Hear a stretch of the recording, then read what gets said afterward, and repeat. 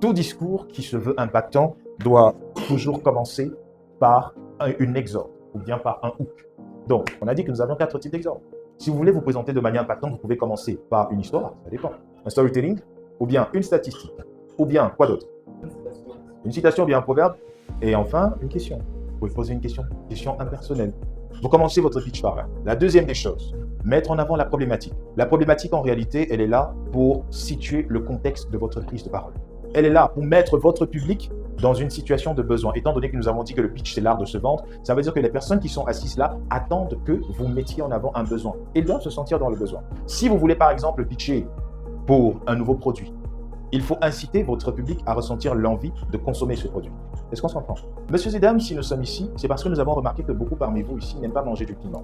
Parce que vous allez dire que le piment est très agressif. Mais aujourd'hui, je vais vous dire pourquoi est-ce que manger du piment, et surtout le piment fabriqué par les entreprises Mastertop, est une solution absolue, beaucoup plus pour votre santé. Voilà la problématique. Vous mettez votre public dans une situation où ils vont ressentir le besoin de consommer vos produits.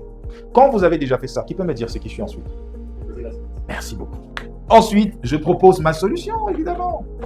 Beaucoup parmi vous n'aiment pas manger le piment parce que le piment est agressif, ça crée le mal d'estomac, ça fait. Eh bien, c'est la raison pour laquelle je suis devant vous aujourd'hui. Parce que nous avons pris en compte vos doléances, nous avons pris en compte vos problèmes. Et c'est la raison pour laquelle nous avons développé une épice pimentée qui n'agressera pas votre santé. Et aussi, qui sera agréable lorsque vous allez manger. Et cette épice, c'est le piment par Mastertop, c'est le nom de l'épice. Voilà, je présente la solution. Maintenant, la solution est déjà là. Est-ce que, parce que j'ai présenté la solution, cela va inciter les gens à l'acheter? Qu'est-ce qui manque?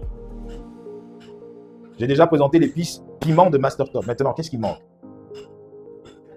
Merci beaucoup. La description. Je donne les caractéristiques et les avantages de la solution que je vous propose. Parce que quand je propose la solution, je dis le piment de Mastertop.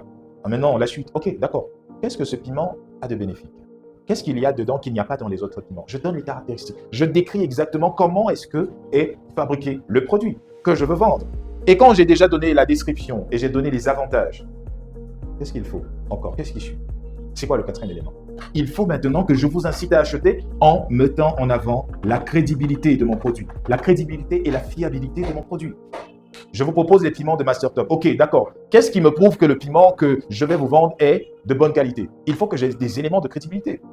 La crédibilité, en fait, ce sont les références que je mets en avant. Des personnes ressources qui ont déjà consommé le produit et qui peuvent attester et témoigner.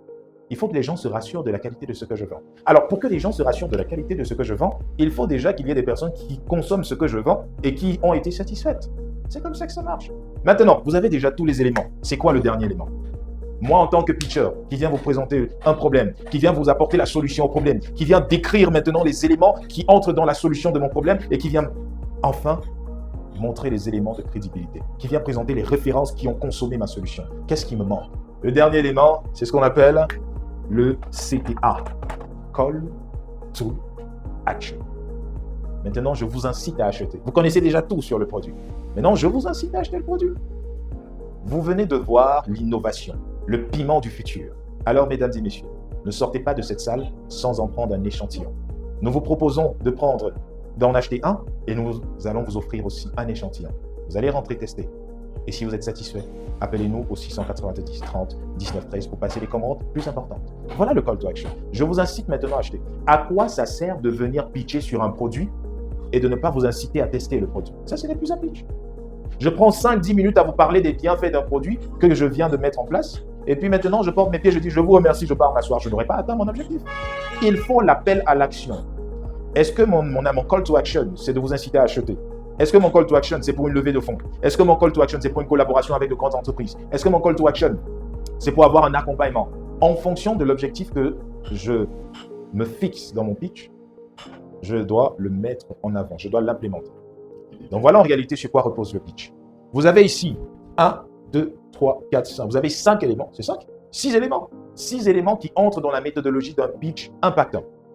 Premier élément, nous avons parlé de l'exorde, une introduction impactante. Deuxième élément, vous mettez le public dans une situation de besoin, la problématique. Troisième élément, vous apportez la solution, vous présentez la solution. Quatrième élément, vous donnez les caractéristiques, vous donnez les avantages de votre solution. Cinquième élément, vous mettez en avant les éléments de crédibilité. Et enfin, sixième élément, vous incitez votre public selon l'objectif que vous vous êtes fixé à l'action. Si toi aussi tu veux développer des compétences en art oratoire ou apprendre à parler face à une caméra, nous proposons des formations en ligne et en présentiel, quelle qu'en soit votre position géographique. Afrique centrale, Europe, Canada, États-Unis d'Amérique et à travers le monde entier. Avec MasterTop, votre projet professionnel commence maintenant.